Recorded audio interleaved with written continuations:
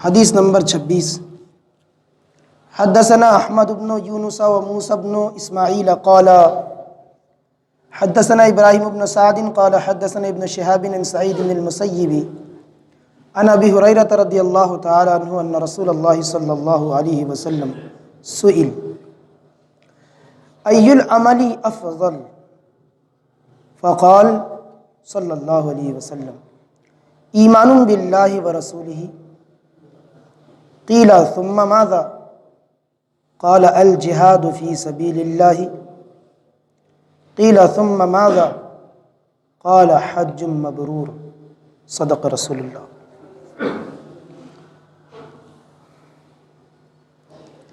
اس حدیث پاک کو امام مسلم نے بھی کتاب الایمان میں، امام نسائی نے بھی اور دیگر ائمہ حدیث نے اپنے طریق سے اپنی سند سے روایت کیا ہے۔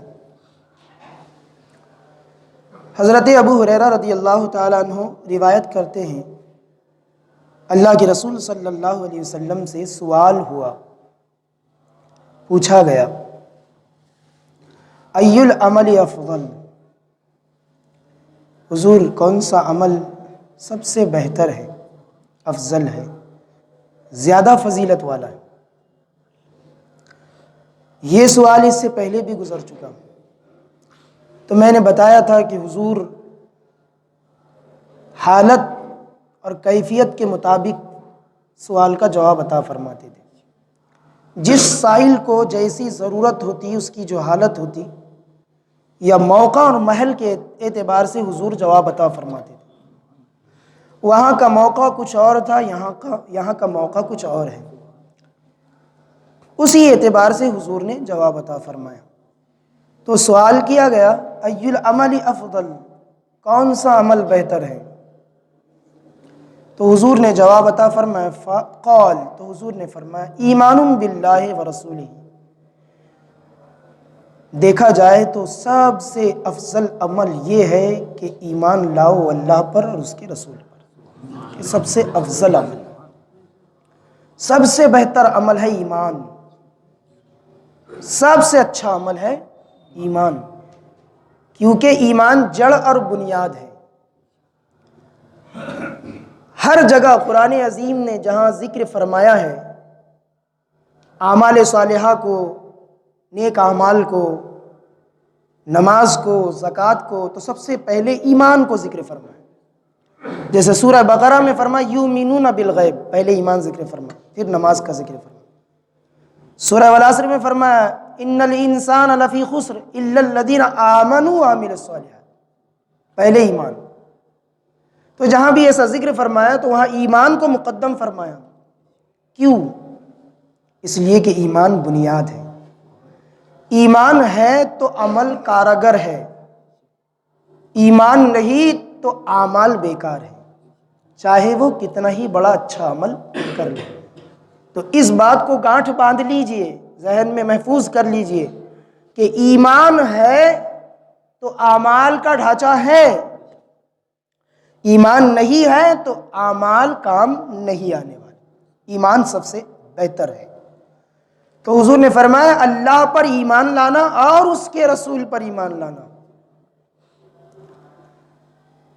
ایک جگہ فرمایا آمنوا باللہ ورسولہ، ایمان لاؤ اللہ پر اور ایمان لاؤ اس کے رسول پر۔ یہاں بھی فرمایا اللہ پر ایمان اور اس کے رسول پر ایمان، تو دونوں ضروری ہے۔ ایک کتاب اسماعیل دہلوی کی تقویۃ الایمان ہے، اس میں وہ جناب لکھتے ہیں کہ صرف اللہ ہی کو مانیو، صرف اللہ ہی کو مانیو، تو صرف اللہ ہی کو مانیو، رسول کو کون مانے گا؟ صرف اللہ کو ماننا ایمان نہیں ہے، نہ اسلام ہے۔ حضور فرماتے ہیں ایمان باللہ ورسولہ، قرآن نے بھی یہی حکم فرمایا، اللہ کو ساتھ اس کے رسول کو، دونوں کو ماننا ضروری ہے، اور اسی کا نام ایمان۔ صرف اللہ کو ماننے کا نام توحید ہرگز نہیں۔ لوگ توحید کا جو معنی بتاتے ہیں وہ بتا صرف اللہ کو مانو، آگے اسی بخاری میں آنے والا ہے، حضور سے کسی نے پوچھا تو حضور نے فرمایا توحید بہتر ہے۔ تو پھر حضور نے سوال فرمایا تو جانتے ہو توحید کیا ہے؟ صاف لفظوں میں توحید صرف یہ نہیں کہ صرف اللہ کو مانو، توحید یہ ہے کہ اللہ کو مانو ساتھ اس کے رسول کو مانو، یہ توحید ہے۔ تو ایمان اللہ پر لانا اور اس کے رسول پہ لانا۔ میرے حضور فرماتے ہیں طوبیٰ لمن آمن بی ولم یرنی، حضور نے فرمایا خوش نصیب ہے وہ جس نے مجھ پر ایمان لایا اور مجھے دیکھا بھی نہیں۔ حضور نے کیا فرمایا؟ طوبیٰ لمن آمن بی ولم یرنی، حضور نے فرمایا خوش نصیب ہے وہ، بشارت ہو اس کے لیے جس نے مجھ پر ایمان لایا حالانکہ مجھے دیکھا ہی نہیں۔ تو ہم کون ہیں؟ ہم وہی تو ہے کہ اللہ کے رسول پر ایمان لائے، حضور کو دیکھا نہیں۔ کمال اسی کو کہتے ہیں، بے دیکھے ایمان لانا، یہ کمال ہے۔ تو ایمان لانا اللہ پر، اس کے رسول پر، یہ سب سے بہتر عمل۔ اور اس کے بعد پوچھنے والے نے پوچھا ثم ماذا، حضور ایمان کے بعد میں کون سا عمل بہتر ہے؟ حضور نے فرمایا الجہاد فی سبیل اللہ۔ دوسرا عمل کیا ہے؟ ایمان لانے کے بعد سب سے بہتر یہ ہے کہ تو اللہ کی راہ میں جہاد کرے۔ جہاد ایمان کے بعد دوسرا بہتر عمل فرمایا، کیونکہ وہ موقع محل جہاد کا تھا۔ جس حالت میں صحابی نے سوال کیا تھا تو وہ موقع محل جہاد کا تھا، اس دور میں جہاد کثرت سے ہو رہا تھا، اسی لیے حضور نے اس کے جواب میں ارشاد فرمایا ایمان لانے کے بعد بہتر عمل یہ ہے کہ تو جہاد فی سبیل اللہ کرے۔ جہاد کیا ہے؟ جہاد کو بدنام کیا جا رہا ہے اور کیا گیا، اور لوگوں کو اس سے شرمندہ کیا گیا کہ لوگوں نے جہاد کا نام نہیں لینا چاہیے۔ جہاد ہمارا ایمان ہے، کبھی بھی ٹل نہیں سکتا اور نہ کبھی بدل سکتا ہے، چاہے پوری دنیا ایک طرف ہو جائے۔ جہاد ہمارا ایمان ہے، مسلمان کا ایمان ہے جہاد۔ اگر جہاد پر یقین نہ رکھے گا تو اس کے ایمان میں خلل پڑ جائے گا، کیونکہ جہاد کا حکم تو قرآن و حدیث میں ہے، اور قرآن و حدیث نہیں مانے گا تو اس کے ایمان کے لالے پڑ جائیں گے۔ تو جہاد تو ہمارا ایمان ہے، ہم آخری سانس تک جہاد پر ایمان رکھتے ہیں۔ لیکن سمجھو جہاد ہے کیا؟ جہاد کا لفظی معنی ہوتا ہے کوشش، یہ لفظی معنی ہے۔ اس کا اصطلاحی معنی ہے اللہ کی راہ میں ظلم کے خلاف اعلاء کلمہ حق کے لیے کوشش کرنا، اپنی تلوار اٹھانا،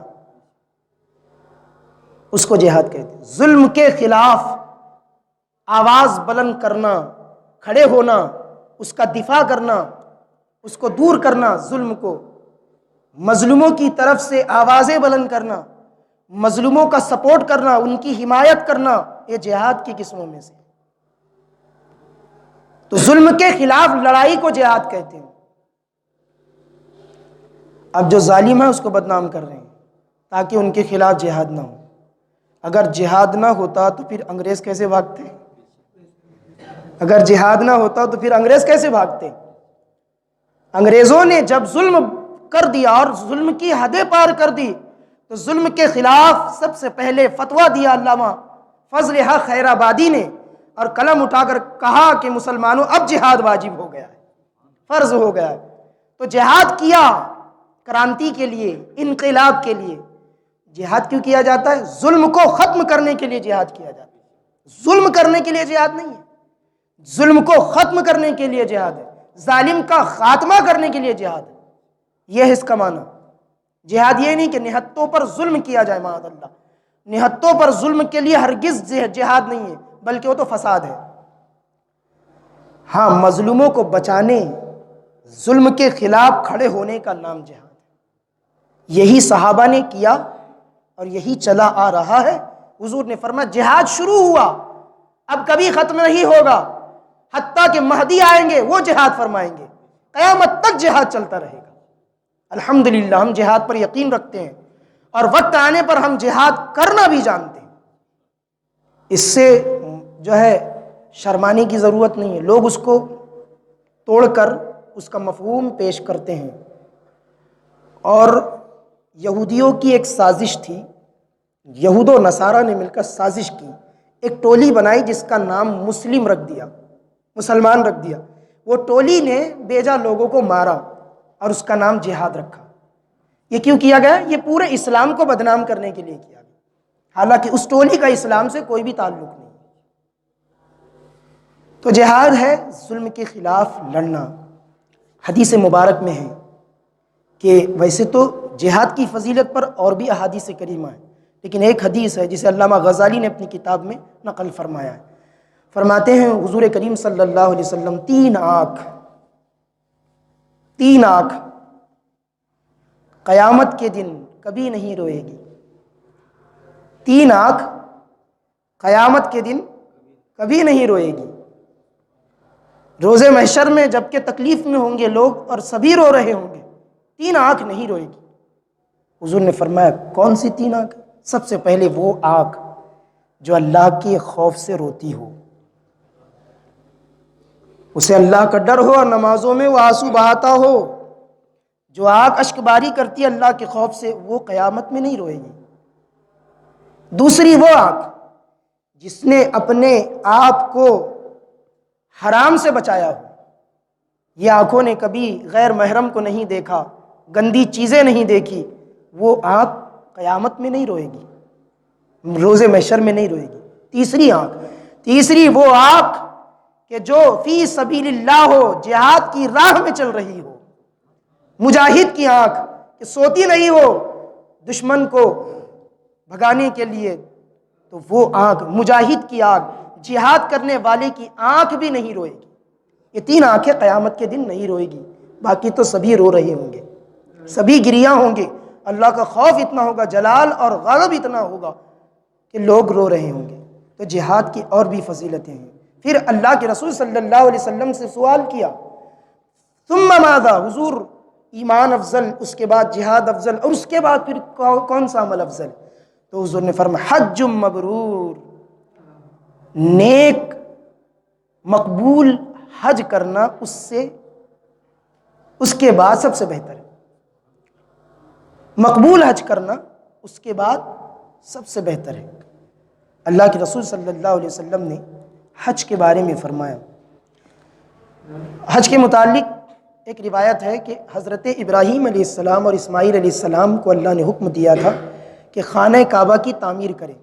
جب خانہ کعبہ کی تعمیر پوری ہو گئی تو اللہ نے حکم فرمایا ابراہیم علیہ السلام کا، ابراہیم پہاڑ کی چوٹی پر چڑھو بلند، اور وہاں سے لوگوں کو پکارو حج کے لیے۔ اسی کو قرآن نے فرمایا اذن، اعلان کرو لوگوں کے لیے حج کا، لوگوں کے لیے اعلان کرو حج کا۔ قرآن عظیم کی آیت کا مفہوم ہے، سورہ حج میں اللہ نے فرمایا۔ تو ابراہیم علیہ السلام ایک پہاڑ کی چوٹی پر چڑھے اور چڑھ کر کے وہاں سے لوگوں کو پکارا، اے اللہ کے بندو، آؤ اللہ کے گھر کی طرف آؤ، آؤ اللہ کے گھر کی طرف آؤ۔ جب انہوں نے پکارا تو تفاسیر و احادیث میں ہے کہ ان کی پکار کو جو روحیں تھی انہوں نے بھی سنا، جو موجود تھے انہوں نے بھی سنا، اور جو ماں کے پیٹ میں تھے انہوں نے بھی سنا، جو قبروں میں تھے انہوں نے بھی سن لیا۔ سبحان اللہ، سبحان اللہ۔ عرض کرنا یہ ہے، حدیث صحیح ہے، ابراہیم علیہ السلام کی آواز ماں کے پیٹ میں پہنچ گئی۔ جو حاجی ہونے والے تھے ان کی سب روحوں نے جواب دیا لبیک اللہم لبیک۔ تو حدیث میں جس کی روح نے جواب دیا لبیک وہ حاجی بن گیا، اس کو حج کا موقع ضرور عنایت کیا جائے گا۔ جس کی روح نے بھی جواب دے دیا، جس کی روح جواب نہ دے سکی اس کو حج کی توفیق نہیں ہوگی۔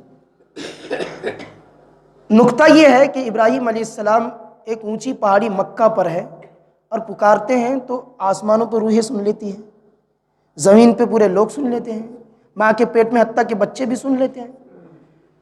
جب ابراہیم علیہ السلام کی آواز پوری دنیا میں جا سکتی ہے تو حضور کی آواز پوری دنیا میں کیوں نہیں جا سکتی؟ حضور کی آواز دنیا میں کیوں نہیں جا سکتی؟ جا سکتی نہیں، جاتی ہے۔ تو یہ حج کی ابتدا تھی۔ پھر وہاں سے حاجیوں کے قافلے آنا شروع ہوئے، اور قرآن نے فرمایا ہم اسے مرجع بنا دیں گے کعبہ کو. کعبہ کے ارد گرد کوئی بستی نہیں تھی، کوئی نہیں بستا تھا، وہاں کوئی باشندہ نہیں تھا. اسماعیل علیہ السلام اور بی بی ہاجرہ نے اپنا ڈیرا وہاں ڈال لیا تھا، اپنا بسیرا وہاں کر لیا تھا. ابراہیم علیہ السلام نے اسماعیل علیہ السلام اور حضرت ہاجرہ علی نبینا علیہ الصلوۃ والسلام ان کو وہاں بسایا تھا. اور ابراہیم علیہ السلام نے دعا کی تھی، مولا اس بیت اللہ کو مرجع ناز بنا دے اور ثواب کا گڑھ بنا دے. قرآن سورہ بقرہ میں مثابۃ للناس، لوگوں کے لیے ثواب کا گڑھ بنا دے. تو اللہ کا احسان ہے کہ آج جتنی دنیا، جتنے لوگ اور جتنی تعداد مکہ میں جمع ہوتی ہے کہیں دوسری جگہ جمع نہیں ہوتی. یہ ابراہیم علیہ السلام کی دعا کا اثر. اور جتنا ثواب حج میں ملتا ہے اس کی بات ہی کچھ اور ہے. اللہ کے رسول فرماتے ہیں جس نے حج کیا اور کوئی اس کے بعد فسق و فجور نہیں کیا، حج کر کے آ گیا، حج کرنے کے بعد میں کوئی گناہ، کوئی حرام کام نہیں کیا اور مر گیا، ایسے ہی ہے جیسے ماں نے ابھی اسے پیدا کیا ہو. جیسے بچے کا کوئی گناہ نہیں ہوتا ایسے ہی اس کے نامہ اعمال میں کوئی گناہ نہیں ہوتا. ایک حج مبرور کا ثواب یہ ہے کہ اگر آپ اس کو ڈیوائیڈ کرو اپنی پوری زندگی پر تو زندگی ختم ہو جاتی ہے، ثواب ختم نہیں ہوتا، اتنا ثواب ہے. اور مکہ میں آپ قدم رکھ دیجئے پھر ثواب ہی ثواب ہے، ثواب ہی ثواب. حج کے بنیادی اصولوں میں سے اور ارکان میں سے ایک رکن ہے عرفہ میں وقوف. عرفہ ایک میدان ہے، وہاں ٹھہرنا، اس کو وقوف عرفہ کہتے ہیں. اللہ کے رسول صلی اللہ علیہ وسلم فرماتے صرف ایک رکن کے بارے میں، کیا فرماتے ہیں؟ لوگوں کے کچھ گناہ ایسے ہیں، ان للناس ذنوبا ان من الذنوب ذنوبا، کچھ گناہ ایسے ہیں لا یکفرها، اس کا کوئی بھی کفارہ نہیں. اتنے بڑے بڑے گناہ ہوتے ہیں تو کچھ گناہ ایسے ہیں بڑے بڑے کہ ان کا کوئی بھی کفارہ نہیں. لیکن فرماتے ہیں الا الوقوف بعرفہ، لیکن جب بندہ وقوف عرفہ کر لیتا ہے، عرفات میں ٹھہر جاتا ہے، مصطفیٰ کی سنت ادا کرتا ہے، حج کو جا کر وقوف عرفہ کرتا ہے، تو اللہ اس کے وہ تمام بڑے گناہ بھی معاف فرما دیتا ہے، اس کے تمام بڑے گناہ کا کفارہ ہو جاتا ہے. اتنے بڑے بڑے گناہ ہیں کہ نماز پڑھنے سے بھی نہیں ختم ہوتے لیکن وقوف عرفہ کرنے سے ختم ہو جاتے. تو حج یہ ہے. اللہ تبارک و تعالی ہمیں قرآن و حدیث پر عمل کی توفیق عطا فرمائے. صلی اللہ علیہ وسلم. اللہم صلی علی سیدنا مولانا محمد معدن الجود والکرم وآلہ وصحبہ وبارک وسلم. مولا کریم رؤوف الرحیم پروردگار عالم، کہا گیا سنا گیا اسے قبول فرما لے اور جو غلطیاں ہوئی اپنے فضل سے معاف فرما دے. الہ العالمین سبھی کو حج کی توفیق نصیب فرما، موقع عطا فرما کہ تیری بارگاہ میں حاضر خدمت ہو جائیں اور پیارا پیارا کعبہ دیکھیں اور پھر اس کے بعد پیارے نبی کا پیارا مدینہ دیکھیں. مولا ایسی توفیق عطا فرما، ہمارا بھی نصیبہ مولا بلند فرما دے پروردگار. اور مولا تعالی تمام مسلمانوں کی مغفرت فرما دے مالک. جو جو لوگ آج کی تاریخ میں انتقال کر گئے مولا سب کی مغفرت فرما، جو اس سے پہلے انتقال کر گئے مغفرت فرما، اور قیامت تک مومنین انتقال کریں گے سب کی مغفرت فرما دے مولا. ہمیں دنیا میں بخش دے مولا اور آخرت میں بھی میں معاف فرما دے مالک. ایمان دے، ایمان کا کمال اور حسن و جمال دے مولا. ایمان کامل پر خاتمہ بالخیر عطا فرما. ان اللہ و ملائکتہ یصلون علی النبی یا ایہا الذین آمنوا صلوا علیہ وسلموا تسلیما. اللہم صلی علی سیدنا مولانا محمد معدن الجود والکرم وآلہ وصحبہ وبارک وسلم. سبحان ربک رب العزة عما یصفون وسلام علی المرسلین والحمد للہ رب العالمین. محمد الرسول.